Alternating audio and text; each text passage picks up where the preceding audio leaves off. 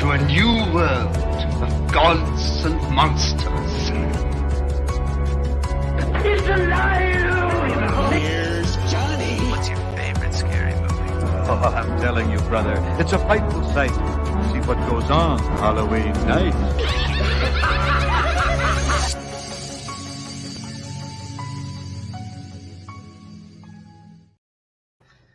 Hello, everybody, and welcome back to another edition of Why We Love Horror, episode 27, where we're going to be talking about The Boogeyman from 2023, this year, and The Boogeyman from 1980.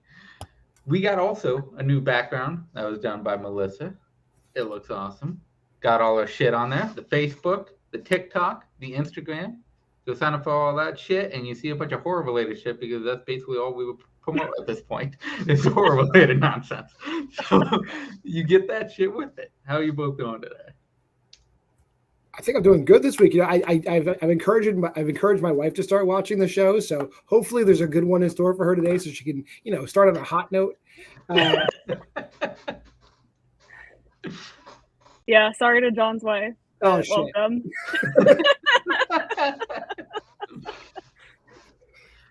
I guess let's get right into it with the 2023 version of The Boogeyman. What is this supposed to be? It's the thing that comes for your kids when you're not paying attention.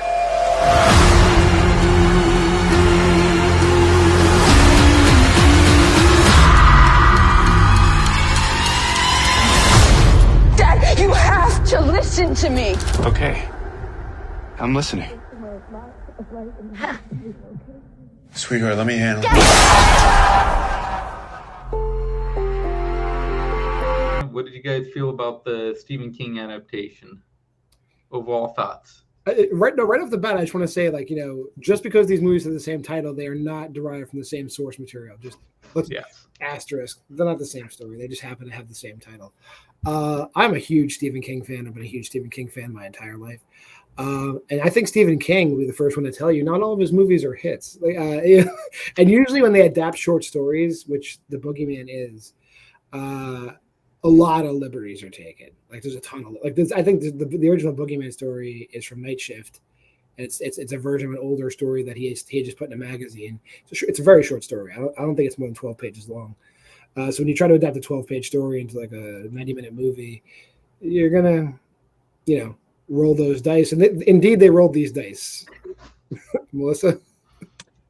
I will say both of the films this week, they have the same title, and like you said, it's not the same source material, but the titles do not fit either movie at all. So like I struggled with that with both of these movies. So that was definitely something with this movie I did not like.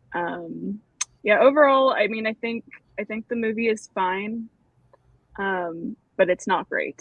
And I do wish that they kind of elevated or did something with the source material to make it their own. I'm not familiar with the short story, but I just wish just something more. But maybe that was problematic from the beginning because, like you said, it's fairly a simple premise. Yeah, the short story is basically just the exchange that like David Dastmalchian has with Chris Messina. Is the short story? Yeah. Okay. Okay. Yeah. Well, they tried. Yeah. Yeah, I do agree that both titles do not match these movies whatsoever. Like they could have picked any other title that would have been better for both of these. And this one, you know, I agree with Melissa that it's fine. There's some moments that are pretty good, I guess, and then a lot of it, like, big issue I had with it is one that we'll talk about in a little bit. But who would like to give a general plot synopsis for The Boogeyman 2023? I mean, I could unless you want to do it, and I can do the other one, Melissa. Whatever you. You know, you go for it. I'll do the other one. All right. You know, I think that might be the better way to go about it. This Boogeyman is about basically okay, there's a lot of elements here. It's cool because like if I didn't know the story was written in the 70s, I would say it's derivative, but it isn't. So there's elements of it being like a curse that is passed on from person to person, and there's also elements of a monster that thrives in the dark. So basically, what it is we have a gentleman who's a therapist. He's visited by another gentleman who is troubled about there's a boogeyman, a creature that has killed all of his children. And by him coming there, he's passed the curse on to the therapist's family. And then we go from there. And also that family is dealing with the loss of their mother. Yeah. Which there's a lot of stuff shoehorned into this movie for no good reason as well. Yeah. But we'll get to that. So yeah, let's talk about let's start with David Dastmalchian and Chris Messina, them having the conversation that they do, and then him disappearing in the house.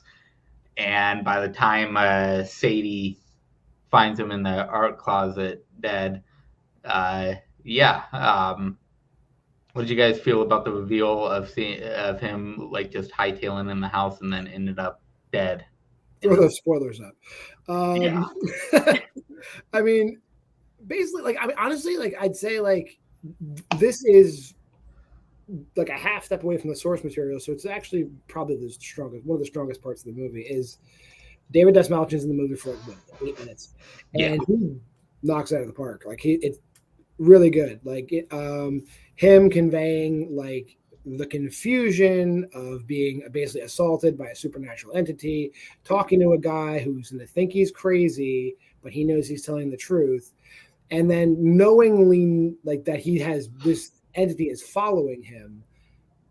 Where have we heard that before? Where have we heard that since? Where something's following somebody. And then like it winds up stalking him into their house, unbeknownst to everybody in the house, and it kills him in the house and then settles in the house to stalk that family, thus setting the events of the movie in motion. Honestly, if they kept this movie right in this lane the entire time, I can't even imagine how much better it could have been, to be honest. Melissa, how about you? Yeah, I do find it an interesting concept of being a therapist in your own home, running a business out of your own home, and this rando is just walking off the street into your house. Like, I don't know, that was a little unbelievable to me. But I mean, he did try to stop him. Like, he did say employment and all that stuff. Yeah. No, for sure. And like, just I don't know, the mental health care system. Like, I have a lot of questions of like, how did he find him? Is it like, and just like it's so difficult to get an appointment. So like, I guess I don't blame him for just barging in. But no, I mean, I was kind of sad that that's all we got from.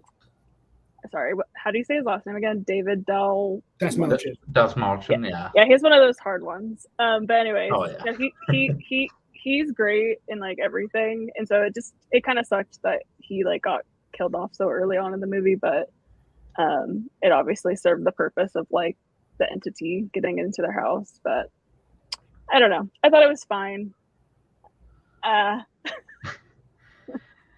Yeah, I'll agree with John that this is definitely one of the strongest parts of this movie, and it's because of Dastmalchian. He is fantastic, and he's basically fantastic in everything he is. And yeah, he should have been more a part of this movie because he just has that face too. That face, that guy, he plays a perfect character because of his face. This is a perfect role for him because of that, and I think he does as well as he can with what he's given. He's not given a lot to do with this. Yeah, I guess something to add on really quick. I kind of thought at one point that like he was going to be like the Boogeyman. Yeah. Which I like, and I don't even know how that would really work. But again, just I don't know. It was fine. Yeah, and also we're kind of skipping over the cold open, where I guess you're supposed to believe that the little girl you see in the cold open is one of his kids, one of Lester's kids. Yeah. And honestly, like if this movie was better, like I would have enjoyed a movie about like kind of how they do the prequel, like where the people are doomed, but you watch the movie anyway, about like what happened to his kids. Like would be a great prequel because I feel like the mythology they build around the Boogeyman is actually pretty strong. It's actually pretty strong. And I'll get to why I think it screws up in a minute. And, people are going to be shocked what I say, but, just stay tuned. They build up really strong, but I'd love to see more of how it breaks down people. And obviously they build up a whole thing where it can mimic people's voices and it lives in the dark and all this stuff. And they do it, but they don't do it. It's a lot of buildup, and they don't. It's Superman can fly, and Superman can shoot lasers out of his eyes, and Superman is bulletproof, and then you never see Superman. It's basically the Boogeyman. Yeah, I actually forgot for a moment about that opening. It was pretty brutal because it's killing a child. You don't see it, but it's implied, and it's still pretty brutal, even though you don't see it. So it was a strong opening, actually. Now I'm thinking about it, but kind of goes down from there. And let's. Oh, go ahead, John. What I was going to say is Rob Savage, a loved host. Everybody knows I love Dashcam. So I had high hopes going into this, and I'm maybe this is just not the right. I don't think this is the right material for him. I think he needs kind of improv-y type environments to succeed. And when something's fully scripted, with material, I don't think he's strong with it. I think the strength of Host and Dashcam was that it was basically made up as they went along. Yeah. And it's definitely more on the independent side for those two movies compared to the Boogeyman, which is definitely more budgeted and definitely higher budgeted. And especially with the Stephen King name behind it, it had more of a backing. So there's no latitude with this script, I think. So whatever.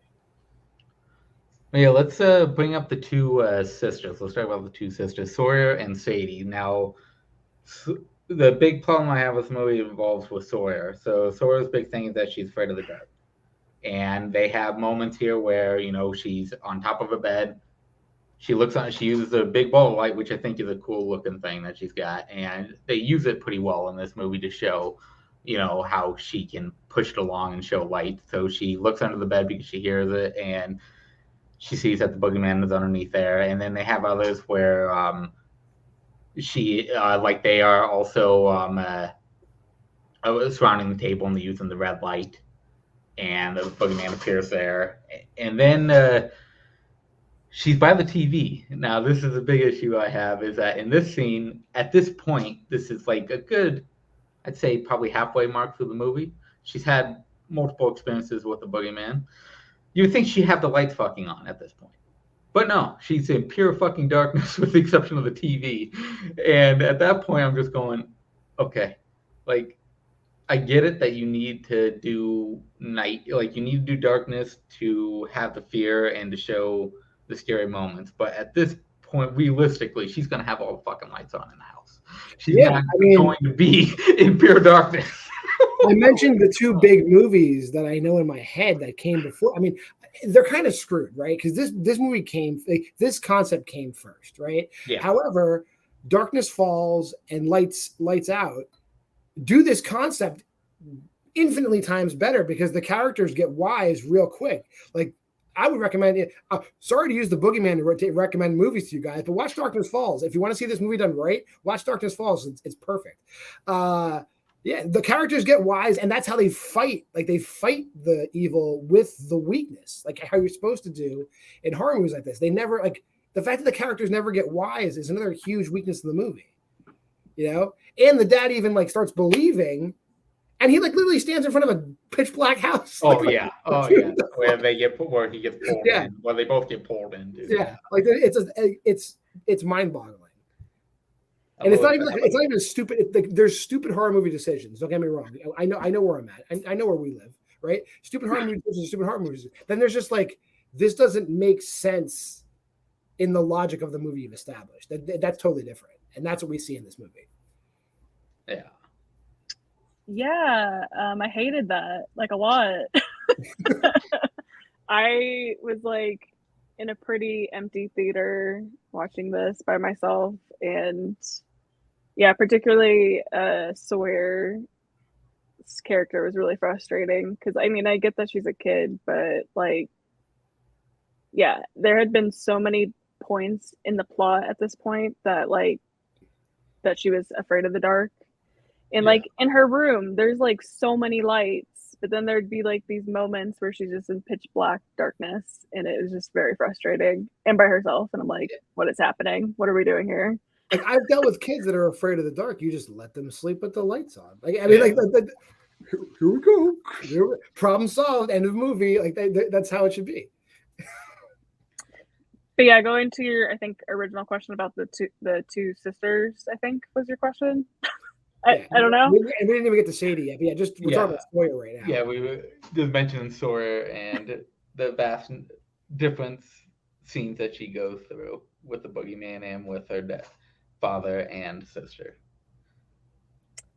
Yeah, I mean, I guess just to talk about like the whole cast really quick, like I feel like the cast is like it's a good group of talent, and like I think for the most part the acting is good. Like it's not that bad, but the characters are just not great at all, and there's not much character development or an arc in the slightest, I feel like. And so I think that's where the characters suffer, unfortunately. Like John was saying, like they don't get wiser, they kind of just stay the same. And again, the mythology of this entity I think is a big problem. Sometimes less is more. I almost feel like we got too much in it. I think that's where the movie almost suffers, because we know that it likes to be in the dark. It preys on like the vulnerable, and I don't know. I found Sadie's character pretty strong. Like even though like she's going through this, traumatic thing of losing her mother, like I never got the sense that she was like a weak character. So like that didn't really work for me at all in that way. Yeah, like a lot of Sadie is a great character, but I feel like a lot of the things about her character are just shoehorned into the movie and have nothing to do with the actual thing about being the Boogeyman. Like the mother being dead, what does that really have to do with anything? I mean, the mother's spirit helps them sort of. Yeah. And then there's also the fact that she's being successfully bullied and nobody gives a shit. Like at the school, like she's just being successfully bullied left and right. And like that plot goes literally nowhere. Like that literally goes nowhere.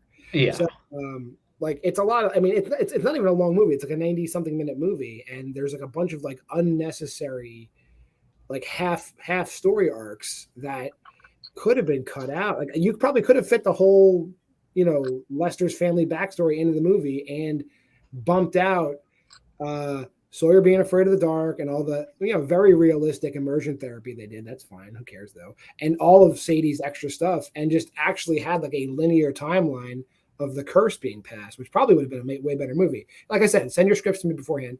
I'm happy to.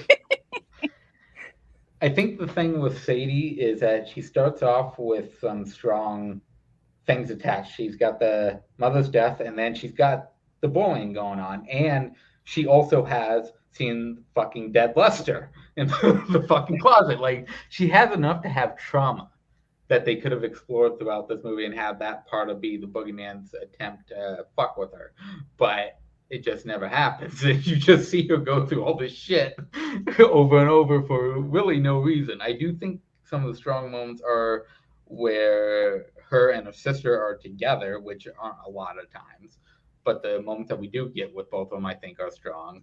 The one scene with Sawyer that is pretty realistic when it comes to it and kind of funny is a tooth pulling scene. Because when it gets pulled out and she goes, you said you count to 3. That is pure. That is exactly what happened. That's actually right. That's a great scene. And the stuff they do with the tooth down the road is also great. Yes.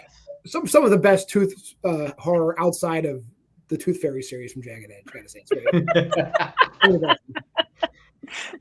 Yeah, you get it later on with Sadie having the nightmare, and then she coughs up the tooth, and she just figures, "Holy shit, the shit was actually real."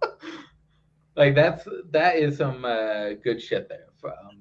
Actually, when I was watching this movie, what I kept coming back to was like the pacing of it felt a lot. And correct me if you think I'm speaking out of turn. Didn't it feel like Smile? Like the way, like basically like this dude has the thing. His curse ends with him getting killed, and then it's immediately in somebody else's world, and then just slowly creeps up on that person. I was like, we literally just saw this last year, Yeah, and it's crazy because I somehow liked this movie more though than Smile, which is weird because like Smile at least had some kind of originality maybe, but not really. But no, I definitely felt that a little bit as well, just like the beats of Smile for sure. But and again, I think for me, I think I just liked the actors. Like I just think they're charming actors. So maybe I was just under their spell a little bit. But I mean, again, it's nothing to write home about for sure. Right. One cameo that I want to bring up that I actually really enjoyed is they have what's her face from Host, the older lady. I can't think of her. Yeah, I can't think of her name right now, but she pops in here on a video, and like twice she pops up. She pops up on a video that Sadie, I believe, is watching, and then a little earlier than that. And I think that was a good like little Easter egg for people who have seen Host. And I think she's also in Dash Cam for a little bit as well, in a small part as well. But I like that he is bringing on people from his original work to kind of even out the world, as you would. Yeah, I mean it's always a good little Easter egg for like the very small audience of people that know about Host and Dashcam and watch them. Check those out if you haven't. I know not everybody will like Dashcam, but you should like Host. I've not seen Host. I've seen Dashcam. I absolutely hated it. Is it just because the main character is intolerable? It's all of it. I hated it so much.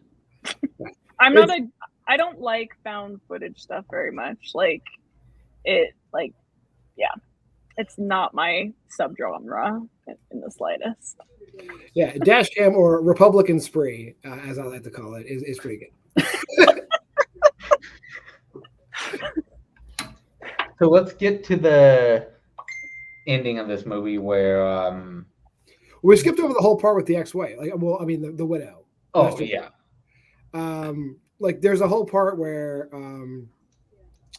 Sadie, instead of coming to like rational beats and decisions, like how do we protect the family against this creeping dread, she decides to like backtrack back to the house of the dead guy, and it turns out the guy's ex-wife is what I keep saying ex-wife, his widow.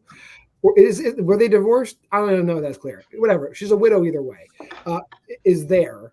And she's still being stalked by the boogeyman as well. Yeah. And her house, again, all of her kids are dead.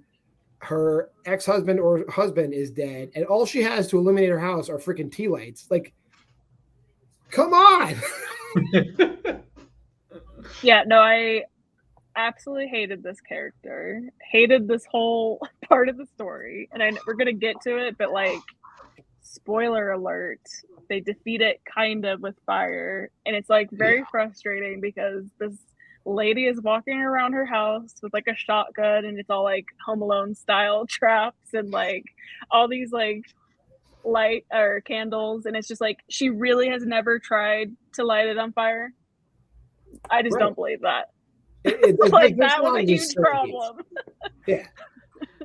I will say, bringing up the shotgun brought me back to the Paranormal Activity marked ones in the trailers of it, where they would shoot the ghosts. You're seemingly thinking they're shooting the ghosts with shotguns, and you're looking at going, "What the fuck is happening right now?" Yeah. It's very ridiculous that you have a creature that is physical, but not to the touch, trying to use a shotgun to take it out. It's just ridiculous at this point. Well, in Dungeons and Dragons, if you roll a high enough number, you can hit a ghost with a sword. So why not hit a ghost with a bow? I mean, but yeah, we come to the end where, as John brought up earlier, Will and Sawyer get pulled. He turns around. He's on the back of his house. He's in front of his house. He's looking towards the street, and they get pulled in both by the boogeyman. And then he is being, what would you call it? Fed upon. Yeah, fed It upon. like sucks the blood out of you, like through whatever. I mean, that's neat. Yeah. I'll give it that points for that neatness. But yeah, I would think it would be a little quicker to do it than that. It's the thing. It's a giant monster with sharp razor teeth, but it doesn't bite people. It like absorbs people. Yeah, it kind of has like a likeness of a spider in a way. So I almost thought of it that way, that because like when it affects these houses, it's like it looks like, I don't know, rotted roots, I guess, like moldy stuff. But it kind of has also like a spider web look to it. So to me, it almost was like the entity had like the dad rolled up like a moth or something in its spider web. And as Melissa alluded to, Sadie lights it on fucking fire multiple times until fucking dies. What did you guys feel about the destruction of the Boogeyman by Sadie? I mean, it was with her mom's lighter. Yeah. Because her mom was a little stoner. And she had a little moment earlier with her friends where they got stoned, I guess, with her mom's old weed. That's what it seemed like. Yeah. And that's when she has like the choking and the tooth situation. But yeah, I was like, oh, cool, it's mom's lighter. So it felt nice, I guess. But it just was really silly. But whatever. It was fine. John, how about you? Yes, I don't really have much to add. Like again, it all folds back into the same criticism. Like it was that easy the whole time. Just light it on fire. I mean, nobody thought of it. You got to imagine like Lester's family wasn't the first people to be affected by the Boogeyman, right? You imagine it's like an ancient. If it's a Stephen King monster, it's got to be an ancient entity. Yeah. So it's been stalking people for centuries, and no one thinks to light it on fire. Like, fuck out of here. Exactly. Which then we get back to the therapist's office, and Will and Sawyer walk out, and Sadie is called back by presumably the therapist, and there's no one in the room, and she sees the door is slightly ajar, the closet door is slightly ajar. She goes over, and the therapist comes out, and she goes like, "What are you doing?" And she shuts the door, and it ends. Shocking ending, as you would. No room for sequels here. That door closed. There will not be a sequel. See, I think that would have been a better thing for Sawyer to go with, because she was the one that was afraid of the dark the whole time. I think that is a closure Sawyer to show that Sawyer kind of got over being afraid of the dark, is her closing the fucking door and going, "Hey, I'm not afraid of this shit anymore." But they kind of give it to Sadie, which is kind of weird, because throughout the movie she wasn't really the one afraid of the shit going on. She just was bullied and fed a bunch of horrible fucking shit throughout the movie. She got yogurt on that dress. That was horrible. Yeah, her friends suck. Like, oh yeah, really bad. Yeah, they could have eliminated like even her best friend character. Like we didn't. There's so much fat they could have trimmed out of this movie. Yeah, like I'm like in mourning of the movie this could have been. Like it's really bad. Yeah, that's why the background's black today. It's just both movies were not worth representing. I'm sorry. So before we get, go ahead, Melissa. Oh, sorry. No, I mean the ending is it's not original. It's pretty boring. It very much reminds me of like the ending of like Nightmare on Elm Street. Nancy walks away and she's her fear is not going to feed into Freddy anymore. It felt like the same thing. Like, oh, I'm going to shut the door because like it feeds off like vulnerability and fear, I guess. But who really knows? Because again, the mythology of this monster just makes not a lot of sense. Yeah. You should have shut the door, and there should have been a mirror with the tall man in it. Girl, and then just pull her to the fucking door. That's what I want. Yeah, that would have been cool. Yeah. Before we get to the ratings of this, did you guys want to bring up anything that we haven't really touched upon that you think needs to be said? Your best friend sucks. Yeah. And she looks like she's 30. Yeah. I didn't watch it, but the little girl, she played Princess Leia and Obi-Wan. So.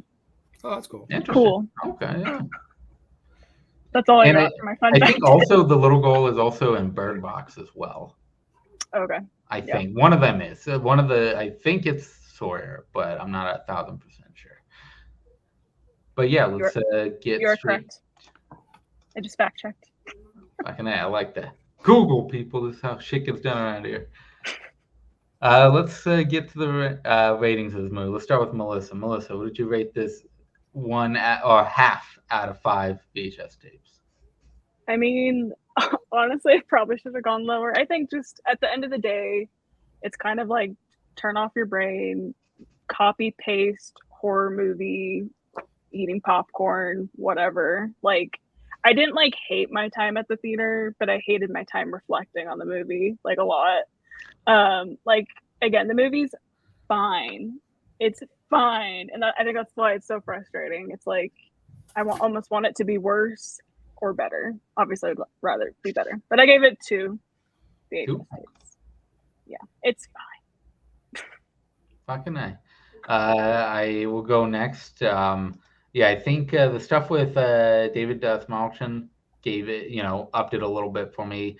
A couple of the slight moments, like the, tooth moment, and some of the round ball light moments with Sawyer were interesting. I gave it a 3. It's fine, but could have been a lot better than I was. 3 from Mike's like a 1, so yeah, basically. That's the conversion. John, how about you? I'm also at a 2 with the Boogeyman, and I think everything Melissa said is like spot on. My whole like confliction about this movie is like, the more you reflect on it, the more like, wow, they could have really just done this and this and this, and it's like a 90-minute movie, but it's bloated with nonsense, and they don't answer stuff, and it's not like one of those movies where like there's more because they didn't answer stuff. They could have answered stuff and made it 10 times scarier, and they just don't. So it's really like it's wasted potential too. Yeah, I agree with that. So there you have it. That is our rating on the Boogeyman. So I guess let's move on to the Boogeyman. Yeah, the Boogeyman. He's here now. By the time they believe in him, it will be too late. The Boogeyman. Rated R. Melissa, would you like to give a plot synopsis on this movie? Sure. So, Boogeyman 1980.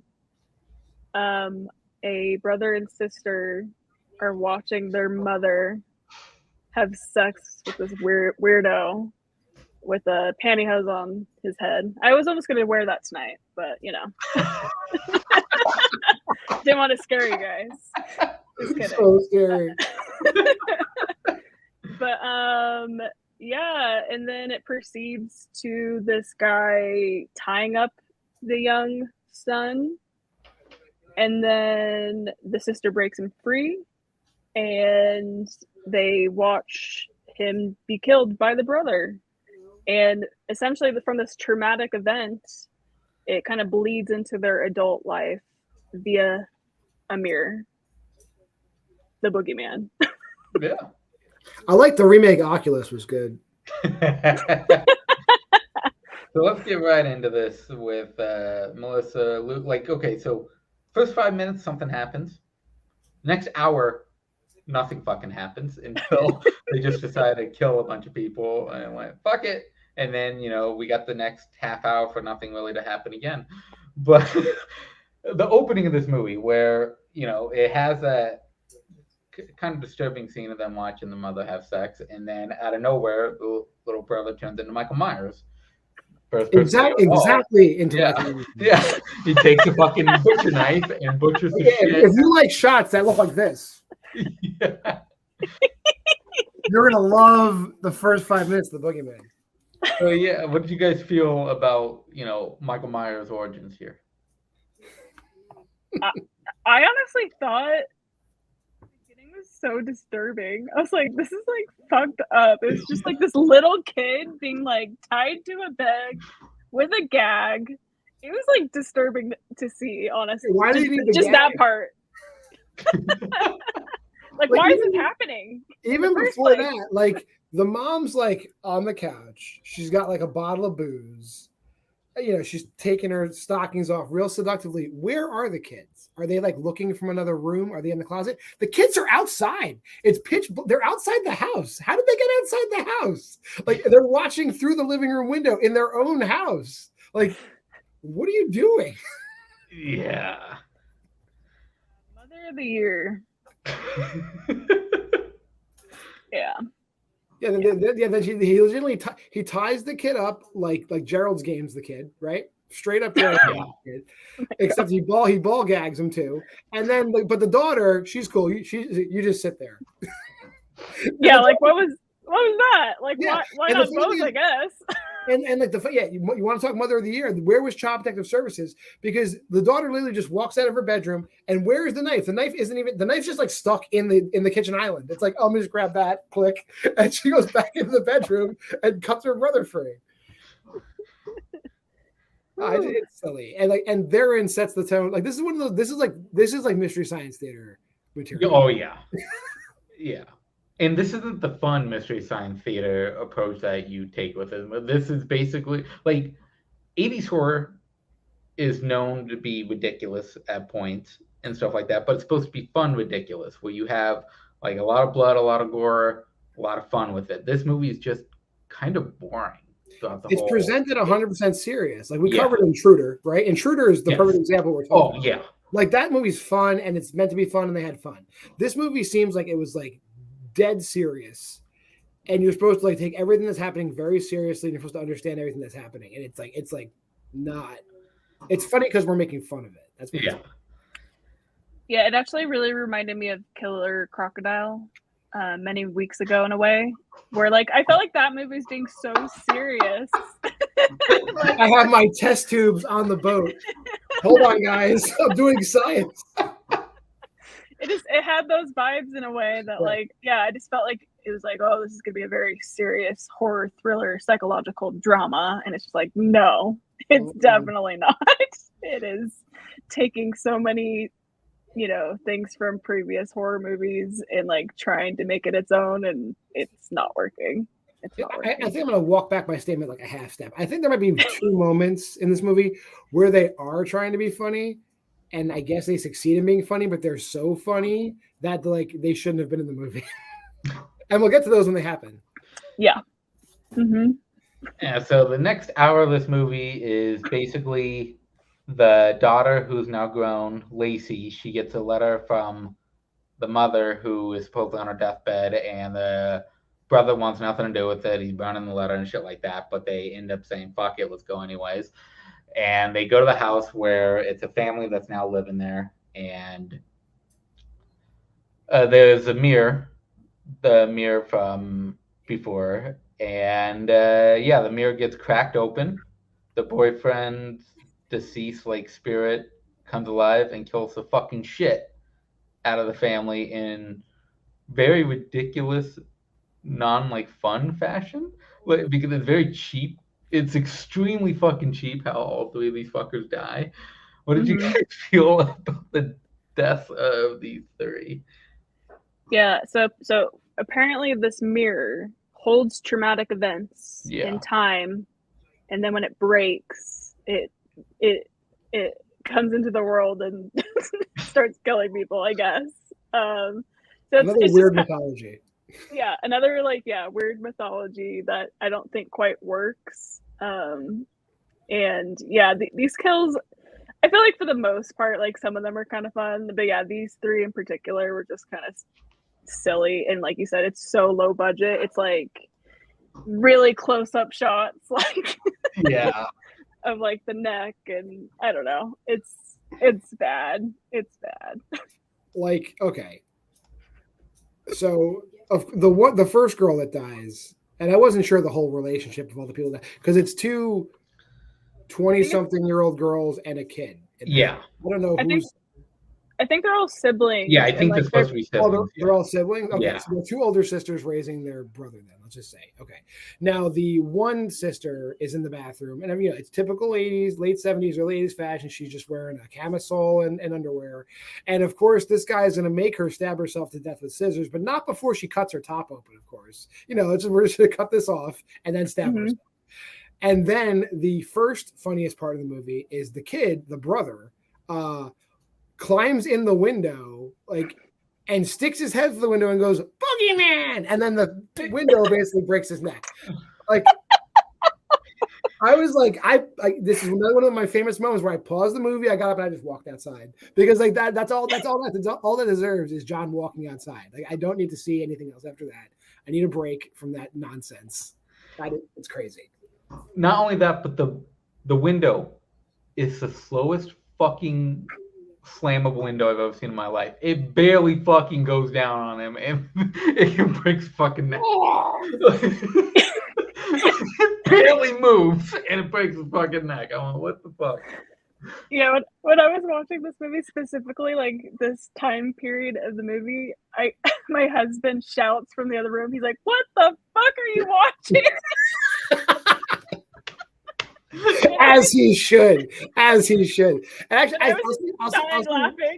I'll say one sort of very specific positive thing about Boogeyman 1980. If you have a very specific fear of glass being sharp, don't watch this movie. He was picking up glass with their bare hands. And kudos to the effects people. They always make sure that whoever's carrying the glass is getting their fingers cut. That they paid so much attention to detail with if you're picking up glass, make sure there's blood dripping from their hand because they're picking up glass. That's the only good thing about this movie is the script supervisor who is dealing with who picked up glass earned their paycheck, earned that $5, earned that t-shirt. They did it. So I want to bring up probably the best kill in this movie. It happens with the people across from the lake that are partying, and they're on they're on the Virginia shore. So I don't know, and there's a part where they go across the Chesapeake Bay Bridge. So I think they're on the bottom of the Delmarva Peninsula. That's where I'm placing Boogeyman 1980. So they're in some weird Virginia shore town. And a couple's kissing in a car, and the screwdriver gets put from behind, coming out of the mouth, and goes in for the kiss, and they both get impaled by the screwdriver. And the version I saw, which the guy goes to the car first, and I think it's a knife, just floats up from the back seat and goes to the back of his head. And then everyone's looking at him in the car and this idiot, oh, he's taking so long. What the hell's taking so long? And the guy's girlfriend goes over, right? And then his head turns, and then the force pushes their heads together, and then the other two people are left behind these two idiots, look, and they're making out. This is the longest kiss I've ever seen. And then they just leave. And that's the end of the scene. Oh, yeah, no, yeah, they take off. Excellent work. Yeah, I couldn't figure out what was.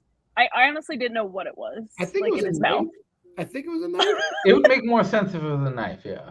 And let me It kind of look like a screwdriver, but a knife sounds more reasonable. Yeah, horror movies 101 here, right? This is you see this in a lot of horror movies, where I think the best example I can think of is Friday Part 6, Jason Lives, where they have the two people just having a picnic for no fucking reason, they get killed. Oh yeah. Sometimes people are just can we kill more people?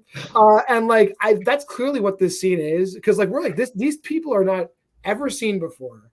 We're literally 15 minutes from the end of the movie. The movie's gonna end soon, and they just introduce all these characters, and they're having a beach party next to an abandoned house on a beach that's 6 inches wide. It's ridiculous. And they just exist they don't even all get killed. 2 of them get killed, the other 2 peace out, and we never see them again. What the fuck? No, yeah, again, it reminded me of Killer Crocodile, the 2 people at the very beginning that get killed. That's just so random. And again, it very much gave me Friday the 13th vibes of being by a lake or whatever, and teenagers partying or whatever. Yeah, it was so unnecessary, but it was probably the best kill by in the movie. So I guess that's why we needed it. There's other good kills, but they're it's the really incredibly rushed like final girl circuit where like the dude's impaled with the pitchfork and the other lady's tied it up and crap, and that'll happen really fast. Who cares? Anyway. Which Basically. we come to the end of this fucking thing where a lot happens in the last 15 minutes and it kind of wraps up so fucking quickly. It's insane. 15 minutes, you're giving them a lot of credit. I think this thing wraps up like 7 minutes. It's crazy.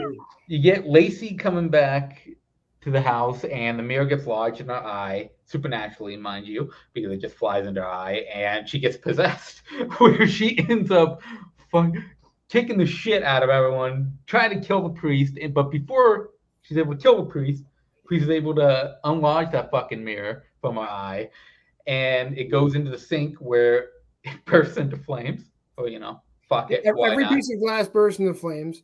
Yeah. And then they take the mirror and throw it down a fucking well, which destroys the mirror, and everything's released. And they have succeeded. What the fuck? I will say one small thing.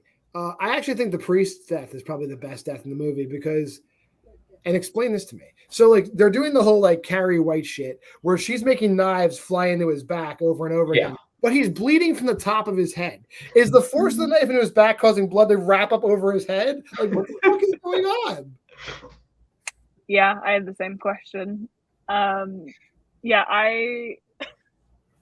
earlier, as I was saying, my husband was like, "What the fuck are you watching?" And then on this part, I was cackling for the 7 minutes, like non-stop, like belly laughs. Like it was so funny. Like honestly, that's helping with the rating. Is like this was a hilarious ending to a very fucked up beginning.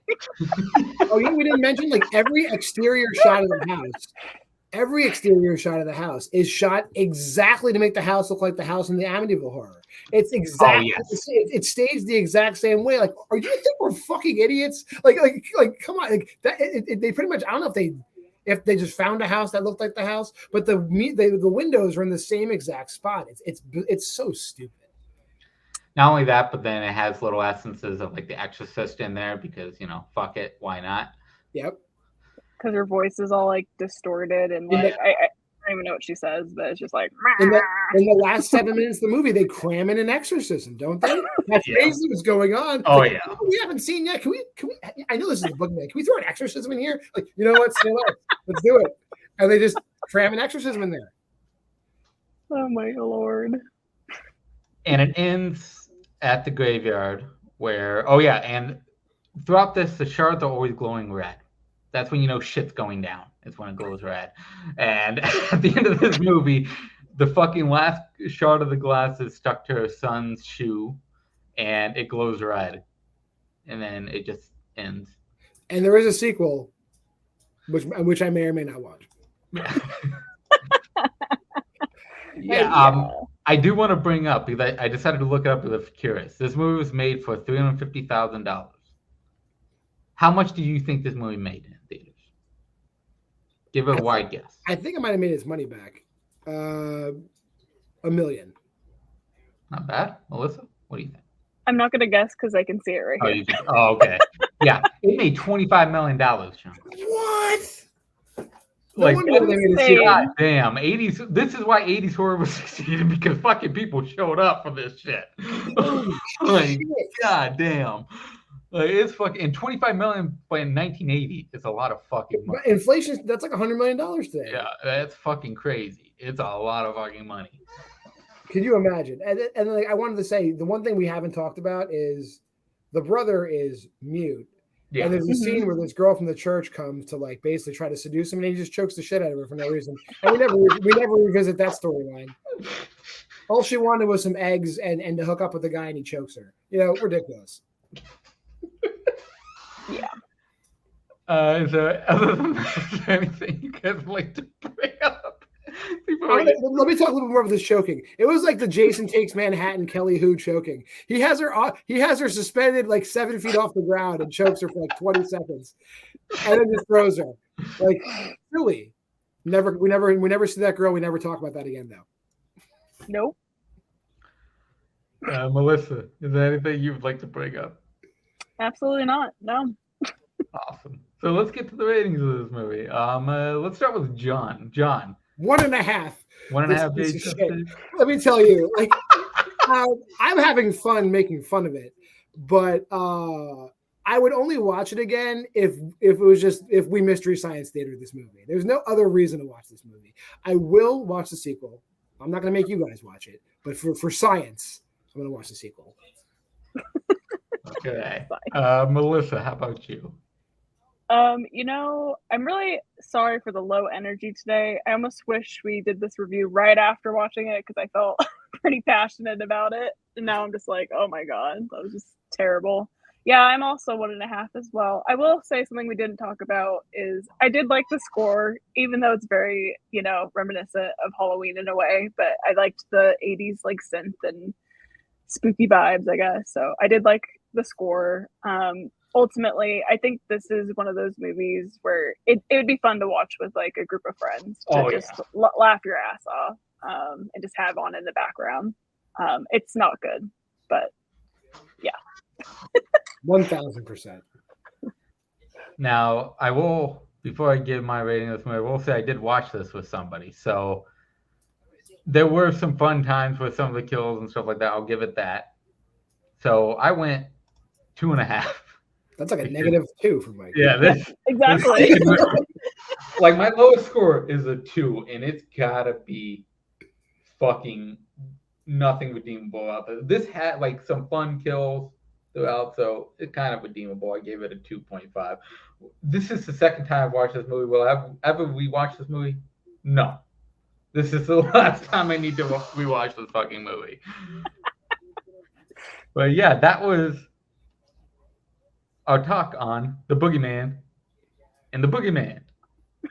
For next week, who wants to talk about what we're going to be doing for next week to kind of cheer us up? Melissa, go ahead. This came from Melissa's mind. Sure. So again, we'll just pretend this is like a forgotten episode, I think. So don't watch the Boogeymans. But next week, we're diving in to some mermaid horror. And we're going to be reviewing and watching The Lure from 2015. And then, hold on, this next one has a lot of titles. It's called Memula from 2014, but it's also known as Nymph, Killer Mermaid, Killer Mermaids, and Dark Sea. So let us know what title you get when you watch it. Yeah. Man, we get 5 movies in one. Yeah. That's what I'm talking about. Yes, comment below which version you're gonna watch of that movie when you watch it, especially if you guys decide not to watch either of the Boogeyman movies. Fuck it, just comment what you think about next week. That'll be fun too. As always, we love that you guys are watching. Especially Aaron keeps commenting all the time, and Alid, Kelly's, person, they both keep watching our shit. They both keep commenting. Thank you for commenting. The rest of you who are watching, please comment. Show us what you like about this. Show us what you don't like about this. Tell us what you like about the background. Because the background is badass. That's the one thing that came out of this episode is you get the background. The badass background here. Tell us if we should have watched the other Boogeyman we didn't watch. Because I left that out thinking it was the worst one, and maybe I was wrong. I don't know. I could be wrong. I've been wrong before. But yeah, other than that, I think we can wrap this up. This is going to come out on Thursday, so make sure to check this out at noon Thursday as usual. And then Thursday night, you check out Burroughs' show, Off the Stones / the Set List. Each week is different what they do over there, so check out their musical shit. They got great shit, especially since on next week's episode, one of them is going to be a musical. So this coincides with that, so please check that out. As usual, everybody, thank you for watching. John, Melissa, again. Oh, also, go to our letterboxes if you want to see our takes on shit, because we got some wild fucking takes going on there. And we will see you next week. Bye-bye.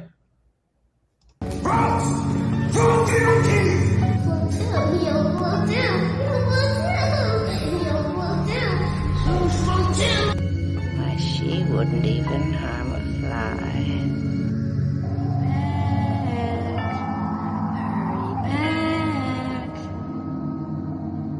Be sure to bring your death certificate.